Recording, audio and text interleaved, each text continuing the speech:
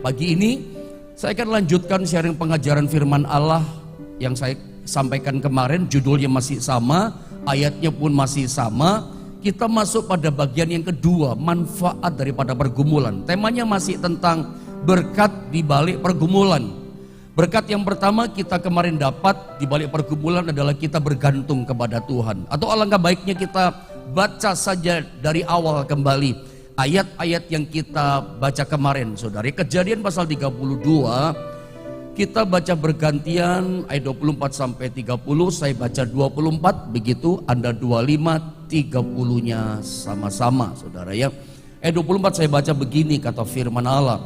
Lalu tinggallah Yakub seorang diri, dan seorang laki-laki bergulat dengan dia sampai fajar menyingsing. Lanjutkan. Ketika orang itu melihat bahwa ia tidak dapat mengatakannya, ia memukul sendi pangkal paha Yakub, sehingga sendi pangkal paha itu terpelecok ketika ia bergulat dengan orang itu. Ayat 26 saya baca. Lalu kata orang itu, biarkanlah aku pergi, karena fajar telah menyingsing. Sahut Yakub, aku tidak akan membiarkan kau pergi jika engkau tidak memberkati aku. Terus bertanyalah orang itu kepadanya, siapakah namamu? Sahutnya, Yakub. Ayat 28 ya. Lalu kata orang itu, namamu tidak akan disebutkan lagi Yakub, tetapi Israel, sebab engkau telah bergumul melawan Allah dan manusia, dan engkau menang. Bertanyalah Yakub, katakanlah juga namamu. Tetapi sahutnya, mengapa engkau menanyakan namaku? Lalu diberkatinya Yakub di situ. Sama-sama kita baca ayat yang ke-30, saudara ya, 2 dan 3. Yakub menamai tempat itu Peniel, sebab katanya, aku telah melihat Allah berhadapan muka, tetapi nyawaku tertolong. Kemarin kita belajar tentang bagaimana Yakub, dia dalam menghadapi pergumulan hidupnya, dia nggak kuat lagi menghadapi kenyataan hidup yang berat. Dia mau selesaikan itu masalah, dan hidup manusia nggak lepas dari masalah. Lepas masalah yang satu berhadapan dengan masalah yang lain. Begitu ya, kita kemarin belajar. Nah, Yakub ini mau selesaikan masalahnya. Bagaimana caranya? Dia pergi ke Yabok, ke sungai Yabok, bergumul dengan malaikat Allah di sungai Yabok. Terjadi pergulatan, terjadi pergumulan. Saya pengen baca pada poin sedikit ayat 28. Ayat 28 munculkan ya, pembacaan tadi ya, maksudnya saya baca sedikit ayat 28. Lalu kata orang itu, perhatikan ayat ini, namamu tidak akan disebutkan lagi Yakub, tetapi Israel. Ini menarik kalimat ini, sebab apa? Engkau telah bergumul melawan Allah dan manusia, dan kau menang.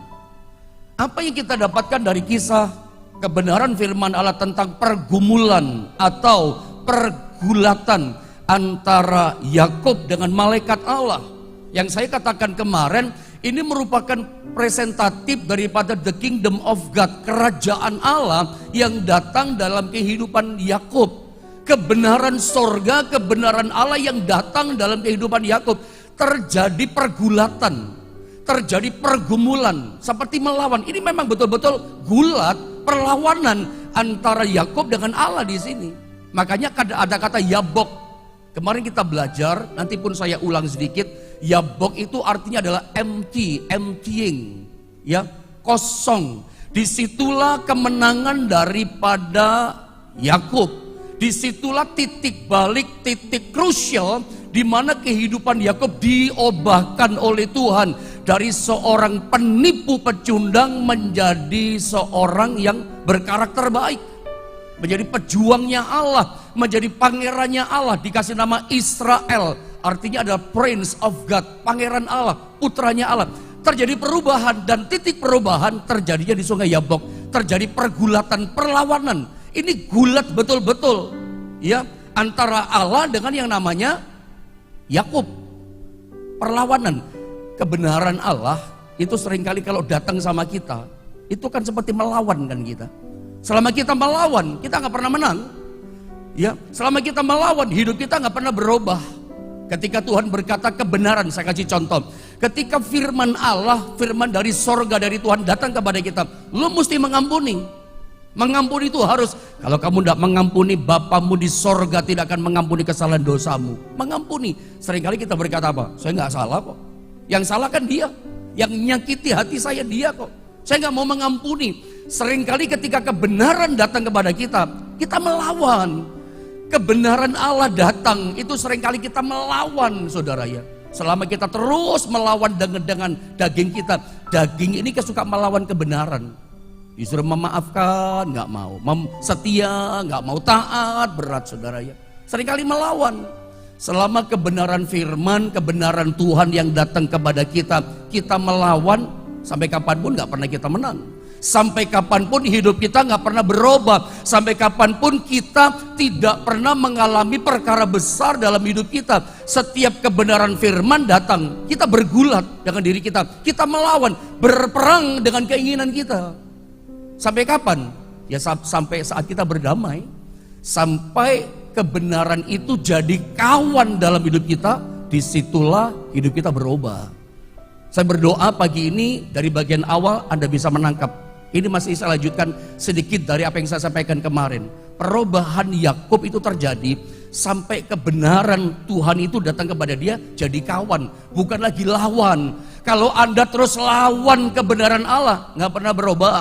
Anda, saya pastikan tidak akan pernah mengalami kemenangan dan perkara besar dalam hidupmu. Izinkan pagi ini, belajar putuskan pagi ini, setiap kebenaran Allah yang datang dalam hidup kita, kita bukan lawan.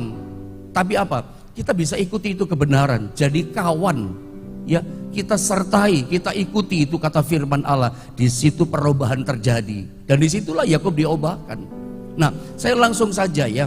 Ada 3 manfaat dari pergumulan. Yang kemarin kita belajar, pergumulan itu membuat kita, saudara ya, bergantung kepada Allah. Saya tidak ulang lagi, saya pikir selesai itu. Nah, kita masuk yang kedua. Apa manfaat kegunaan daripada pergumulan yang datang dalam hidup kita? Pergumulan itu ternyata mengubah karakter kita. Seperti karakter si penipu Yakub diubah menjadi Israel, Prince of God. Tabiat yang buruk keluar, muncul tabiat yang baik. Itu di mana? Ketika Yakub bergumul dengan Allah, menghadapi pergumulan bersama dengan Tuhan. Jadi ternyata pergumulan itu mengubah karakter kita. Kita baca dulu ayatnya ya. Kejadian 32 ayat 27 dan 28. Saya baca 27 ya. Nanti 28-nya sama-sama. Begini kata firman, bertanyalah orang itu kepadanya, malaikat Allah, ini pribadi Tuhan sendiri sebetulnya. Siapakah namamu? Padahal Tuhan tahu namanya, ditanya juga. Ya, sahutnya Yakub penipu katanya. Lihat sama-sama 28, sama-sama kita baca 23. Lalu kata orang itu, namamu tidak akan disebutkan lagi Yakub, tetapi Israel, sebab engkau telah bergumul melawan Allah dan manusia, dan engkau menang. Bapak Ibu Saudara dikasih Tuhan, saya percaya, saya yakin sekali. Dari awal saya ingin sampaikan sama saudara, saya hamba Tuhan yang mengajar saudara, yang sharing berbagi firman kepada saudara. Saya itu punya keyakinan, saya yakin sekali, saya percaya sekali bahwa setiap pergumulan masalah yang Tuhan izinkan datang dalam hidup kita, itu seringkali dipakai oleh Allah untuk memproses kita, untuk memurnikan iman dan rohani kita. Saya ulang sekali lagi, ini hal yang penting dari awal. Saya mesti lepaskan sama saudara. Saya ini percaya sekali, saya yakin bahwa setiap masalah, setiap kesulitan, penderitaan, pergumulan kehidupan yang Tuhan izinkan datang dalam kehidupan kita, itu saya percaya dipakai oleh Tuhan untuk bentuk hidup kita, untuk proses hidup kita dimurnikan sama Tuhan. Makanya sikap kita, respon kita dalam menghadapi masalah itu penting sekali. Penerimaan kita menghadapi masalah itu penting. Sebab kalau kita nggak bisa menerima, kita menolak, kita berontak, kita kecewa misalnya, lalu kita menjadi pahit hati sama Tuhan karena masalah yang kita hadapi, pembentukan nggak terjadi. Karena percayalah begini, bahwa kesulitan, penderitaan, masalah, pergumulan itu seringkali menjadi alatnya yang ampuh dari Tuhan. Untuk apa? Membentuk karakternya kita.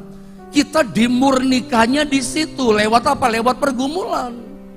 Persoalan-persoalan yang datang dalam hidup kita, itu yang Tuhan mau dimurnikan hidup kita. Saudara, percayalah begini ya, bahwa Tuhan itu sebetulnya dia lebih rindu. Jadi saudara mesti ngerti kerinduan Tuhan. Tuhan itu lebih rindu, lebih ingin dia itu mengubahkan karakter kita dibandingkan dia sekedar memberikan keberhasilan atau kesuksesan dalam hidup kita. Saya berkata begini bukan berarti kita nggak boleh mengejar kesuksesan. Saya berkata dari awal kepada saudara bukan berarti kita orang Kristen, anak Tuhan, hamba Tuhan nggak boleh mengejar keberhasilan. Boleh-boleh saja. Tapi boleh kan saya bilang sama saudara, apa artinya keberhasilan, kesuksesan yang kita kejar, kita dapat, tapi karakter kita bobrok. Karakter kita ancur-ancuran. Karakter yang hancur, karakter yang bobrok, itu nanti akan membawa kita binasa, dibakar di neraka.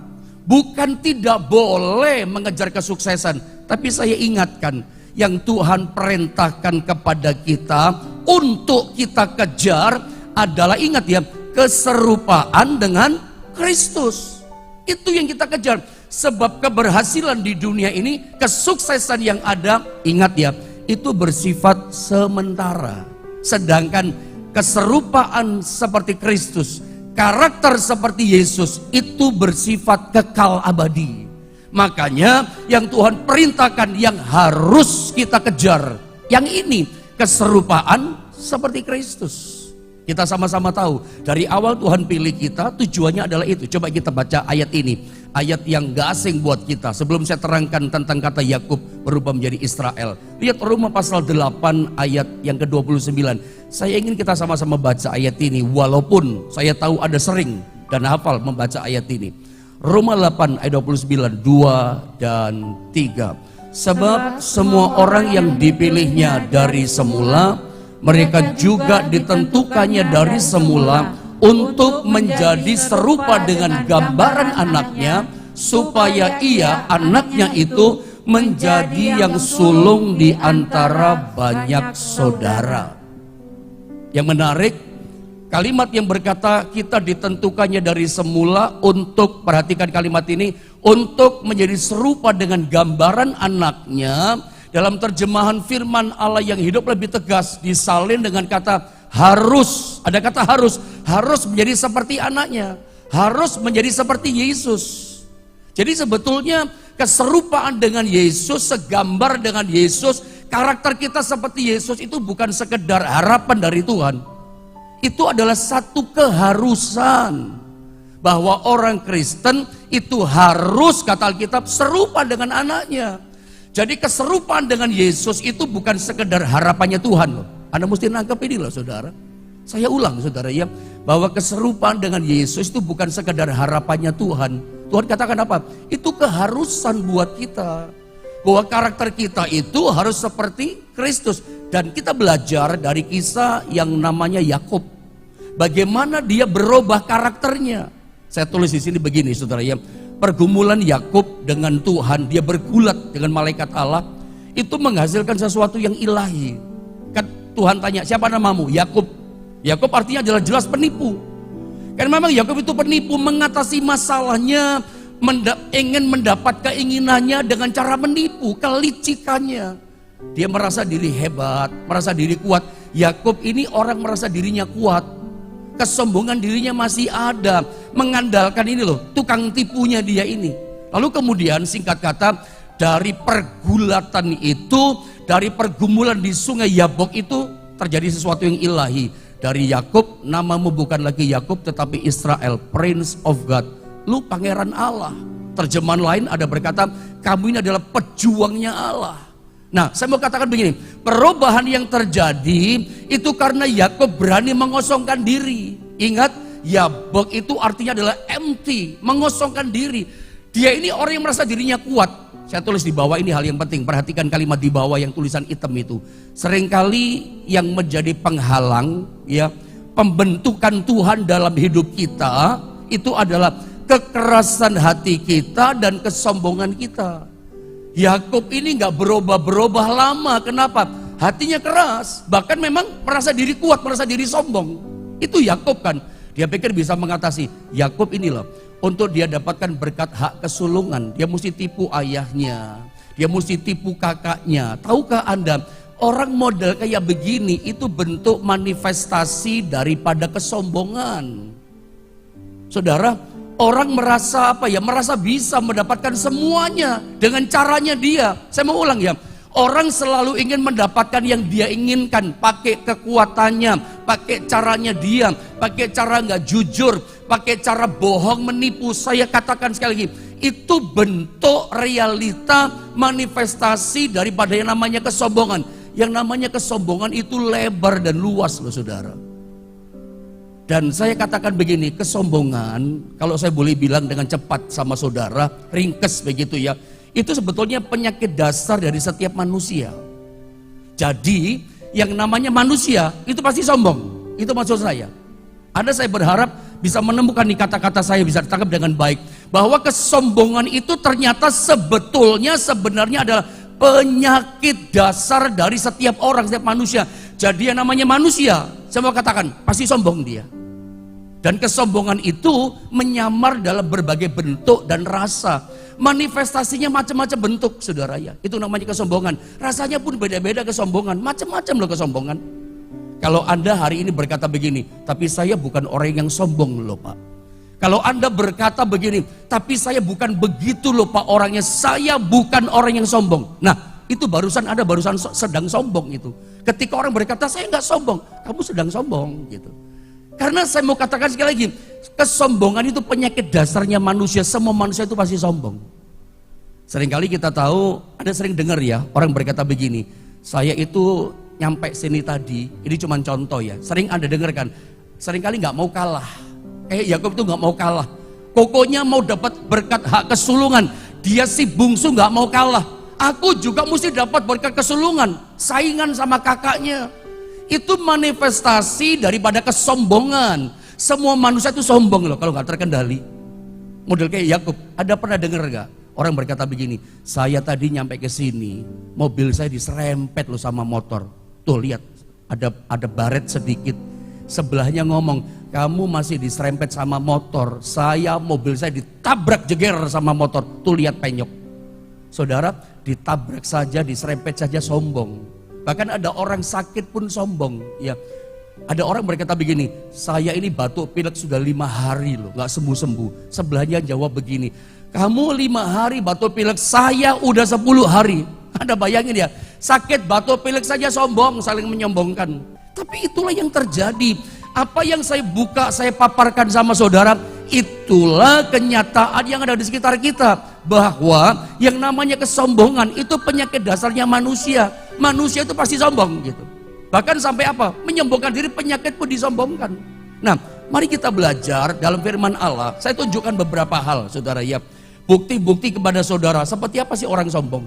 Supaya kita belajar, jangan kita namanya sombong, karena itu menghancurkan kita. Yang pertama dengan cepat. Ya, sebelum kesombongan itu dikikis. Jadi gini saudara ya, kesombongan itu ternyata nggak bisa dihancurkan. Dia hanya bisa dikikis.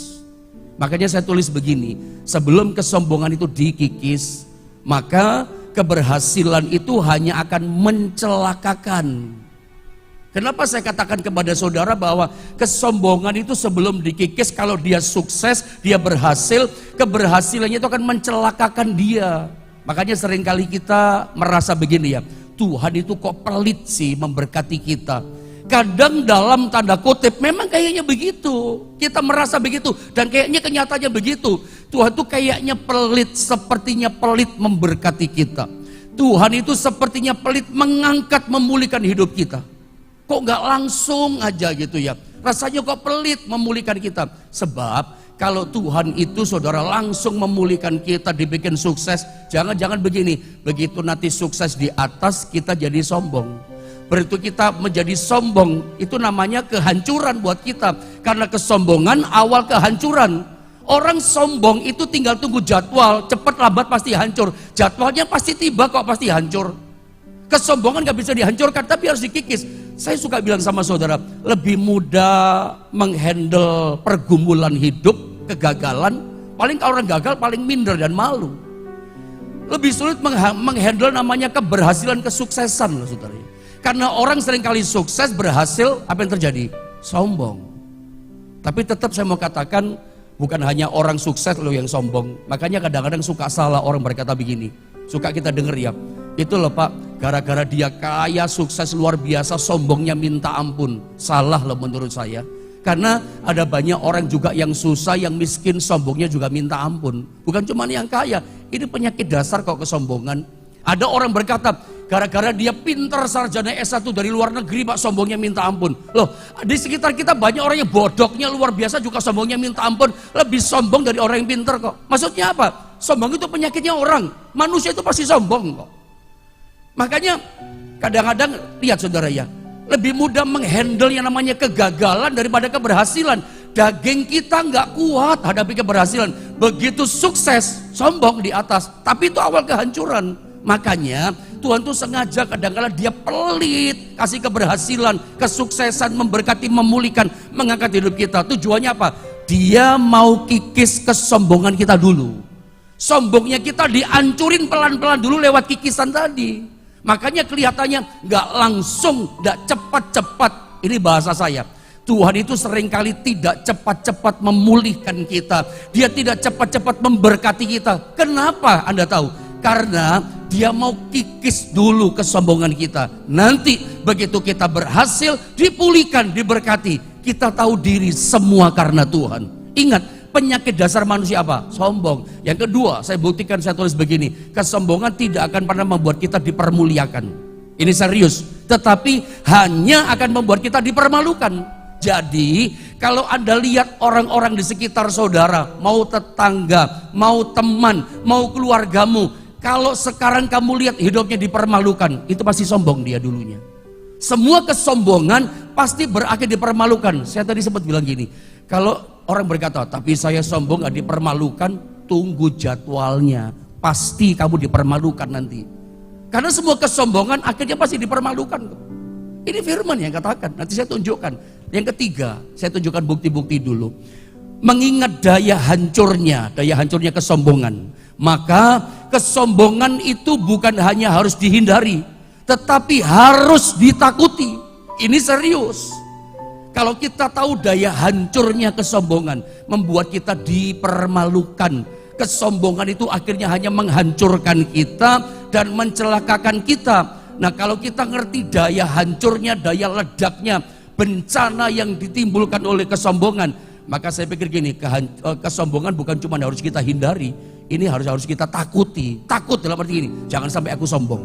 Karena kesombongan akan membuat kita ujungnya pasti tiba, nanti dipermalukan.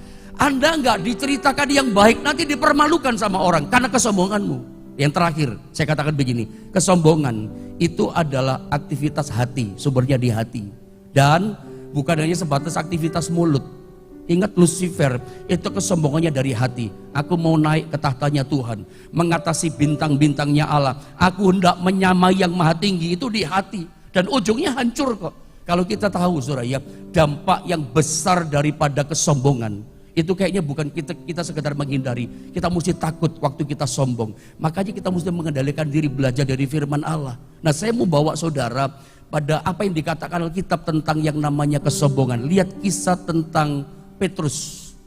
Lukas 22 ayat 31-34 saudara ya. Saya baca itu dengan cepat ya. Anda sudah tahu ayat ini. Dikatakan begini, Simon, Simon, lihat, perhatikan kalimat 31. Iblis telah menuntut untuk menampi kamu seperti gandum. Saya tertarik dengan kata menuntut. Nanti saya terangkan sama saudara. Tetapi aku telah berdoa untuk engkau, kata Yesus, supaya imanmu jangan gugur. Dan engkau, jikalau engkau sudah insaf, sudah sadar, kuatkanlah saudara-saudaramu. Jawab Petrus, Tuhan, aku bersedia masuk penjara dan mati bersama-sama dengan engkau. Saudara, menurut Anda, kalimat statement yang diucapkan Petrus ini orang rendah hati apa orang sombong? Sombong loh. Padahal sebetulnya level iman Petrus, kekuatan imannya belum nyampe di sini. Tapi sombongnya sak langit. Dia berkata apa? Ketika Tuhan tegur dia, iblis menuntut kamu. Petrus katakan apa? Aku bersedia kok masuk penjara bersama dengan engkau. Aku rela mati bersama dengan engkau. Nanti kemudian dia menyangkal kok. Aku tidak kenal siapa orang yang kamu sebutkan itu. Sama hamba perempuan. Artinya apa? Sebetulnya level imannya, kekuatan imannya belum nyampe ke sana. Tapi ngomongnya udah selangit. Aku rela di penjara. Aku rela berani mati bersama dengan engkau. Kesombongan.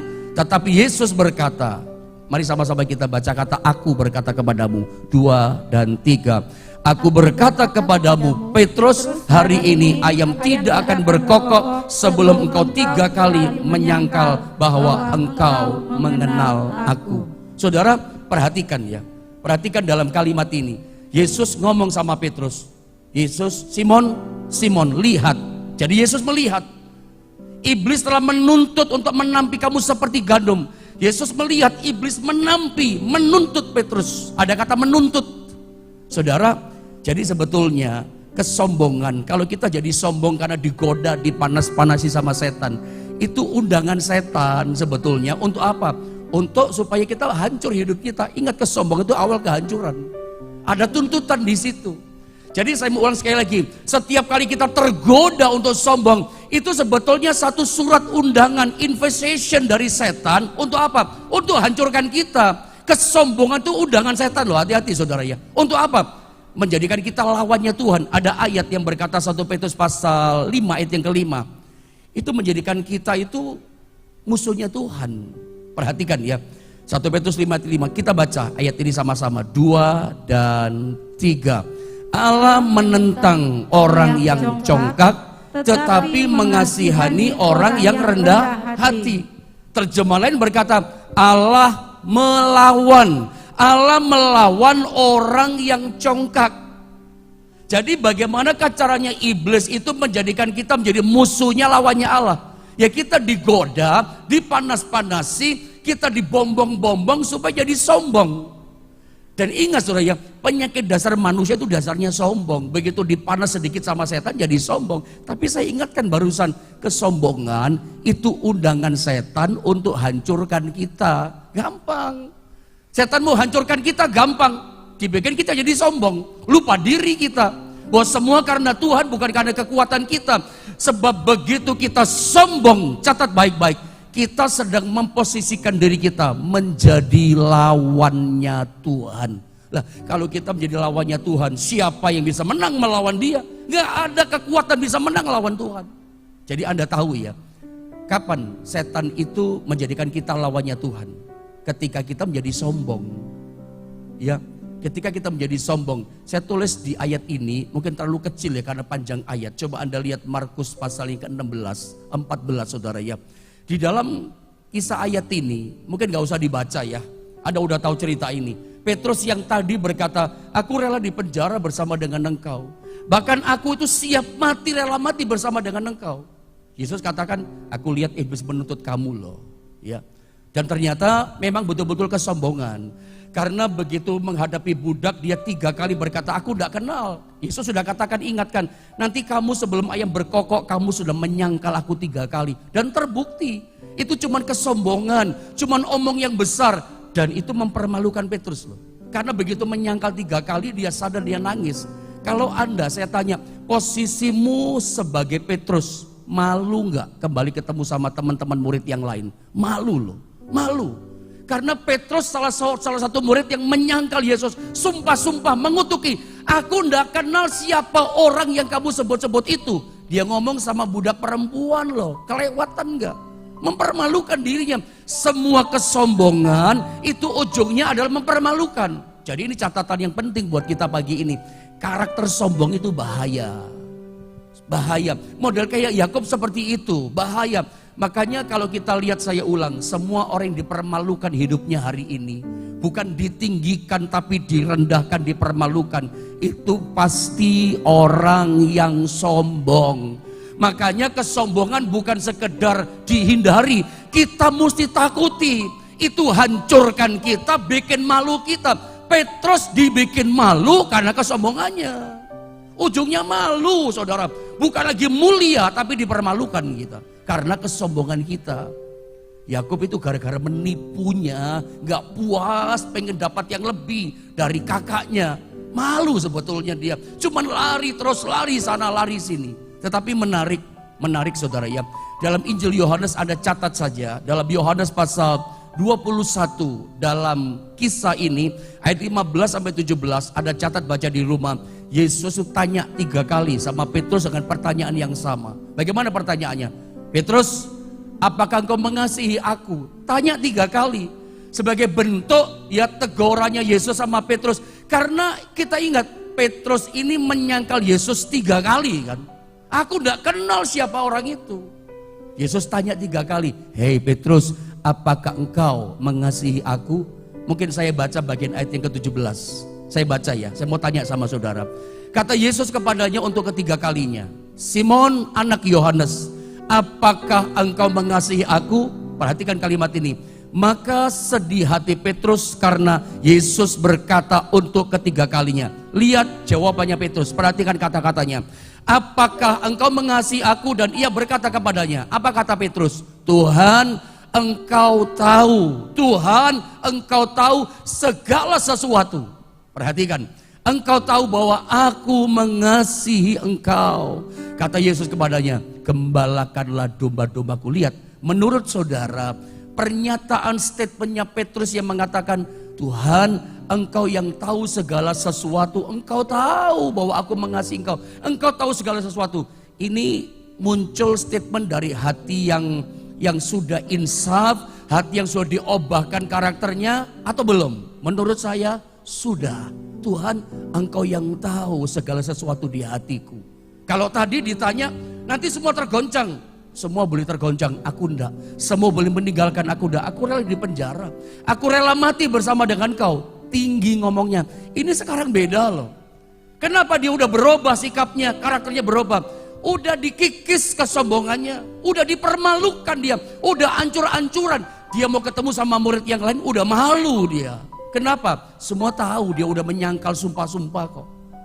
Tetapi begini bagian terakhir saya mau bilang sama saudara, bahwa tanpa kegagalan yang memalukan, tidak akan ada Petrus yang rendah hati, saudara, yang berkhotbah dan memenangkan sebanyak 3.000 orang.